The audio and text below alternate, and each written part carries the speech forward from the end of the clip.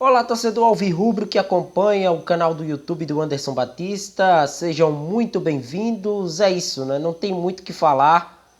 O Náutico foi simplesmente humilhado em Belo Horizonte, né? Perdeu para a equipe do Cruzeiro por 4-0. Um resultado que já se sabia que seria de derrota, né? Na teoria, e na prática foi pior que isso. Na prática foi um Náutico que não trocou passes em nenhum momento no jogo, não propôs absolutamente nada, né? Chegou apenas em bolas paradas, em bolas alçadas à área, e deu até a impressão no primeiro tempo o Cruzeiro ser uma equipe bem mais disposta em campo. O Cruzeiro estava atacando mais, o Cruzeiro estava com uma volúpia de jogo, né, a ponto de chegar o primeiro. Poderia ter feito 5-0. Teve ainda um gol anulado na equipe do Cruzeiro.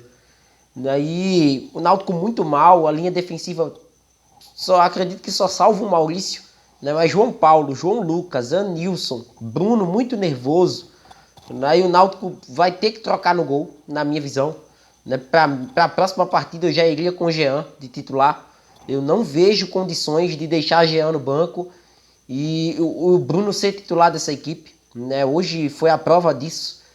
E é a prova de um trabalho bem feito e um trabalho mal feito. Né? Para mim, o Cruzeiro tem um dos belíssimos trabalhos desta Série B do Campeonato Brasileiro. Né? Uma equipe que entendeu a forma de disputa da competição, foi buscar os destaques de outras equipes em uma temporada passada. Foi no Brusque, trouxe Edu, foi no CRB, trouxe Jajá, foi no Guarani, trouxe Matheus Bidu, dentre tantos outros nomes que integram esse elenco e que foi, né, se alterando ao longo do percurso. Perdeu Jajá por lesão, né? O William Oliveira era titular, acabou saindo do meio, entrou Felipe Machado, entrou Neto Moura, né? Agora a chegada do Wesley Gasolina. Então foi uma equipe que foi se alterando ao longo do percurso, mas com a mesma metodologia de trabalho do Paulo Pesolano. Isso é fundamental para que o Cruzeiro pudesse ter, e tem até agora na Série B, a regularidade. A melhor equipe da competição e não à toa, muito pelo que se plantou no início de um Cruzeiro que precisaria deixar a Série B nessa temporada com um acesso, na Série B mais complicada na teoria, e um trabalho visando a competição, com jogadores acostumados com esse tipo de torneio. E acabou dando certo, trabalho sério, trabalho de uma equipe que ao longo da temporada vem buscando aí um ótimo nível de futebol e está jogando muito bem. Não à toa vai conquistar esse acesso, e não apenas o acesso. Vai brigar fielmente pelo título e tem tudo para conquistar a taça da Série B, né? Pelo que já foi produzido em 26 rodadas. Muito ao contrário do Náutico, né? O Náutico é um suprassumo de erros defensivos, de ofensivos, de criação, montagem de elenco, troca de técnicos, desmandos da diretoria de futebol. O Náutico é um puro suco, né, do que não se fazer em uma temporada de futebol. E hoje foi escancarar a realidade nua e crua na cara do torcedor, na cara de um dirigente que não queira acreditar, na cara de um jogador que ainda acredite nessa permanência, porque psicologicamente o Náutico é uma equipe rebaixada. Infelizmente. Essa é que é a real situação de um Náutico que tem sérias dificuldades. É um Náutico que não reage. O segundo tempo é tenebroso. Eu até estava na transmissão da Rádio Sintonia Esportiva, fazendo esse Cruzeiro 4 Náutico 0, e eu falava para os companheiros que não conhecem muito a realidade do futebol pernambucano, né, são companheiros mais da imprensa do sul e sudeste do país, e eles perguntando, né, o que é que o Náutico poderia fazer ali naquele meio tempo. Né, ainda estava 1-0 para a equipe do Cruzeiro. Tive a hombridade de responder que eu vou ver apenas uma possibilidade, né, o Náutico chamando o Cruzeiro para o seu campo e tentar na saída de bola, né, surpreender o adversário pegando ele de calças curtas. Funcionou isso apenas em uma vez, quando o Jobson conseguiu se desvencilhar da marcação. Mas em todas as outras vezes, o Náutico acabou errando, saindo mal, dando a bola nos pés do Cruzeiro. E isso deixou de ser uma alternativa na primeira vez que eu falei isso. Porque o Náutico hoje, linha defensiva, como eu falei, péssima. João Paulo, imprudente, foi expulso, prejudicou ainda mais a equipe, né? Porque o Náutico poderia, quem sabe, ter segurado uma derrota por 2-0, por exemplo. Estava a dar conta, estava de bom tamanho. Todo mundo sabia que era difícil enfrentar o Cruzeiro em Belo Horizonte. Mas da forma como o Náutico foi derrotado, inexiste. O Náutico de 2017 competia mais do que esse Náutico de 2022. Esse Náutico de 2022 ele é inerte.